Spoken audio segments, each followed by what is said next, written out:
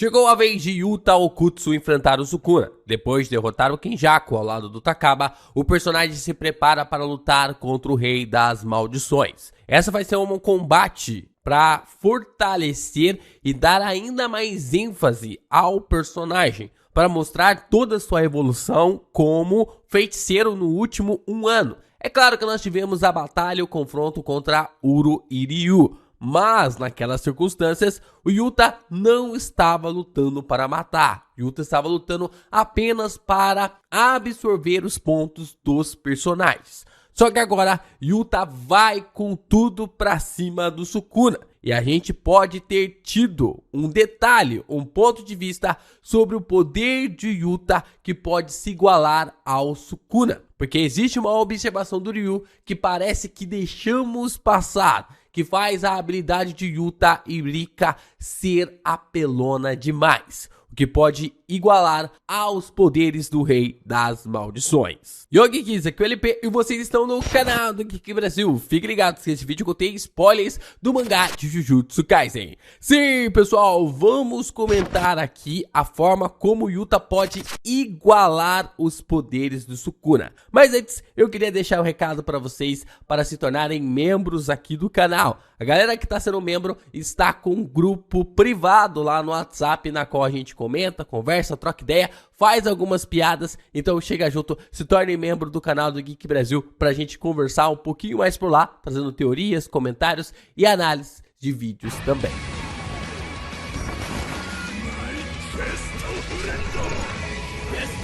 Como vimos nos últimos capítulos, o Yuta passou a navalha pra cima do Kenjaku. Depois de um dos combates mais engraçados do mangá de Jujutsu Kaisen. E eu vou além, com um dos confrontos mais engraçados do mundo dos mangás. Nós tivemos realmente essa batalha do Kenjaku contra o Takaba. E o Yuta veio para finalizar o personagem no momento certo e na hora certa. Só que agora, o plano do Kenjaku caiu no colo do Sukuna para ele ativar a assimilação de Tengen, assim que matar todos os feiticeiros. Assim que o Sukuna finalizar todos os feiticeiros participantes do jogo do abate, nós teremos a assimilação de Tengen com o restante do Japão para que ele consiga lutar ali com as formas e tudo mais na qual ele está esperando. Ele mesmo disse no capítulo 248 que ele vai eliminar todo mundo ali, vai eliminar os feiticeiros que estão se opondo a ele e depois vai brincar com essa mistura, com essa mescla do Tengen.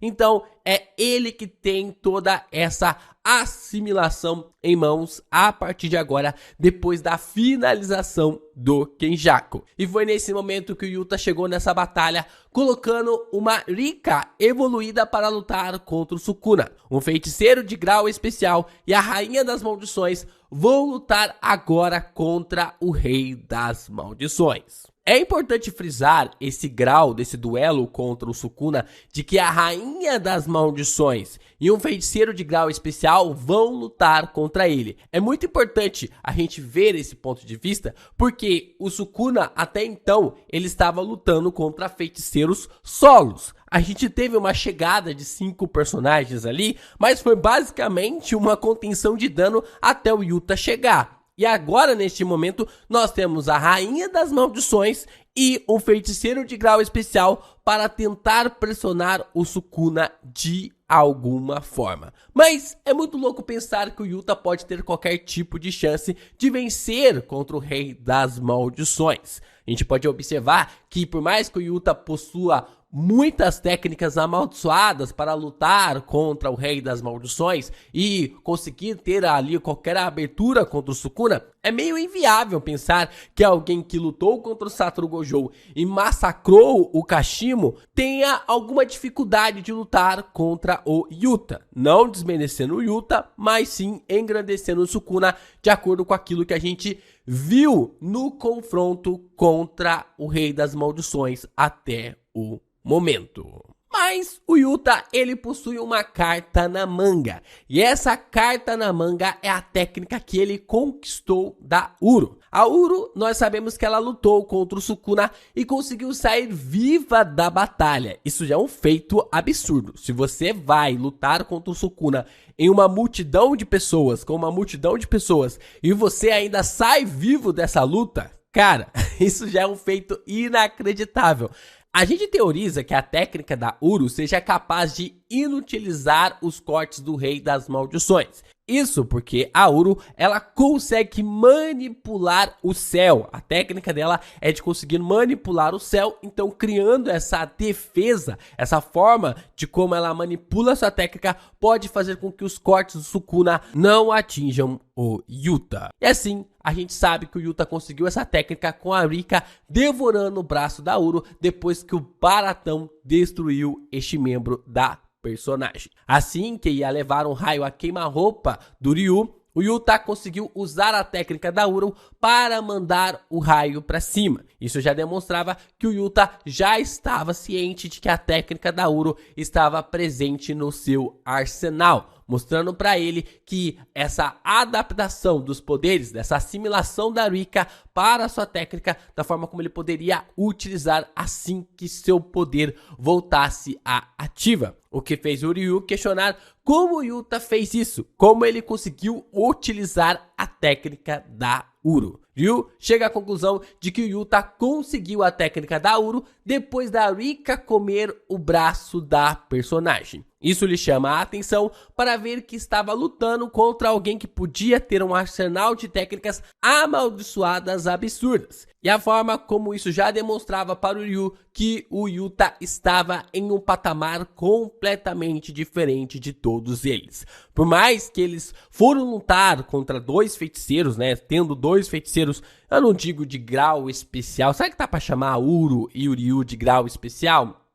Não sei se dá pra chamar os dois de grau especial, mas eles estão quase lá, né? Eles estão quase lá, porém eram dois caras absurdos que decidiram lutar contra o Yuta, com poderes realmente incalculáveis. Mas a questão específica é que, além disso tudo, o Yuta estava acima deles. E foi nesse exato momento que o Ryu teve esse entendimento, de que o Yuta era um cara fora da linha. Porém, antes dessa fala do Ryu, nós temos outra fala do personagem na qual eu na época não tinha dado tanto valor assim e que possui a mesma resposta sobre a Rika ter devorado o braço da Uro. No capítulo 180, o Ryu tinha certeza que a técnica do Yuta tinha ido de Vasco por causa da expansão de domínio. Porém, a técnica do Okutsu é difundida entre ele e a Rika. A Rika armazena as técnicas e o Yuta pode utilizá-las. Mas depois da expansão de domínio,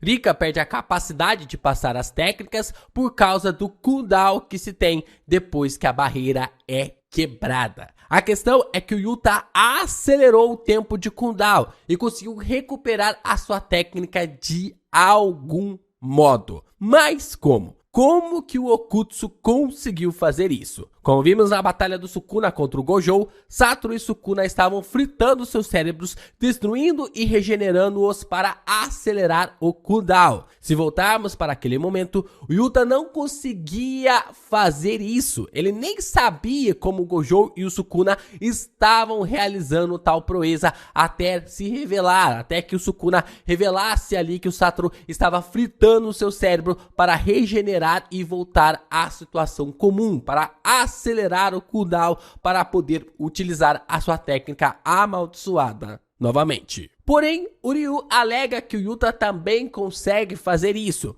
Mas como? Como o Yuta consegue diminuir o cooldown relacionado à sua técnica depois de uma expansão de domínio? Rika, além de roubar a técnica da Uro, quando comeu o braço dela, também acelerou o cooldown do Yuta para utilizar sua técnica. E acredito que nem mesmo o Okutsu havia entendido isso na época. O próprio Ryu, que lutou contra vários feiticeiros há 400 anos, diz que depois da expansão e da luta que eles tiveram até aquele momento, Yuta não deveria conseguir usar a sua técnica, mas ele conseguiu. A gente observa que o Ryu tinha um ponto de que o Yuta havia lutado contra ele, havia gastado uma energia amaldiçoada absurda para lutar contra Uro e também para lutar no aspecto do Baratão. Ele havia tido 3 lutas seguidas de um confronto extremamente absurdo, havia quebrado uma expansão de domínio e estava sem a sua técnica amaldiçoada. Mas mesmo assim, ele havia recuperado. E até mesmo o narrador enfatiza o já. O Okutsu já havia recuperado a sua técnica amaldiçoada. O que dá um detalhe para nós de que o Okutsu, do que o Yuta estava acelerando o processo de alguma forma, na qual a gente não sabia que poderia ser por causa do braço da Uro. Por causa do canibalismo feito pela Rika, o Yuta conseguiu acelerar o tempo para poder utilizar o seu poder. Porém, com esse um mês que se passou, os feiticeiros devem ter entendido o que acontece quando se consome partes do corpo humano. A forma como isso era algo bem comum na Era Heian e deixou de existir na Era Moderna. Graças a Deus.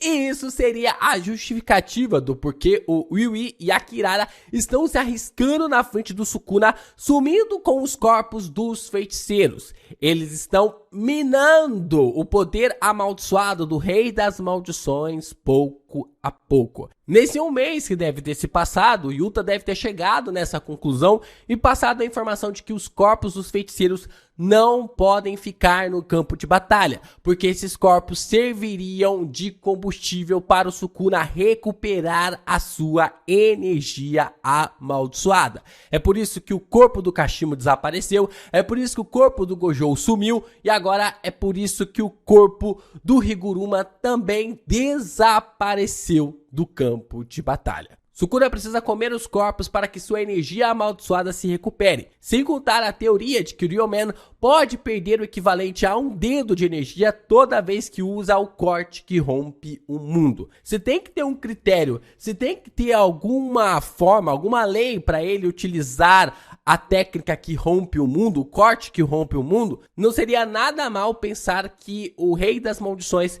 perde o equivalente a um dedo da sua energia amaldiçoada toda vez que ele utiliza a sua técnica. Isto é visto da forma como ele passa o capítulo inteiro tentando regenerar a sua mão, na qual ele cortou quando sofreu o ferimento da espada do Higuruma. Com Yuta tendo a mesma capacidade do Sukuna, isso dá ainda mais ênfase na frase da Uro no capítulo 181, comparando ele a Ryomen, de que o Yuta teria que ir com tudo, saindo de ser um ser humano comum para se tornar uma anomalia, um desastre natural. Da mesma forma que a Uraumi disse para o Hakari, de que ele não era um humano mais naquele confronto. A construção do Yuta para se tornar o Rei das Maldições vai até onde a gentileza dele pode chegar. A questão é, será que ele vai ser capaz de quebrar sua verdadeira essência para isso?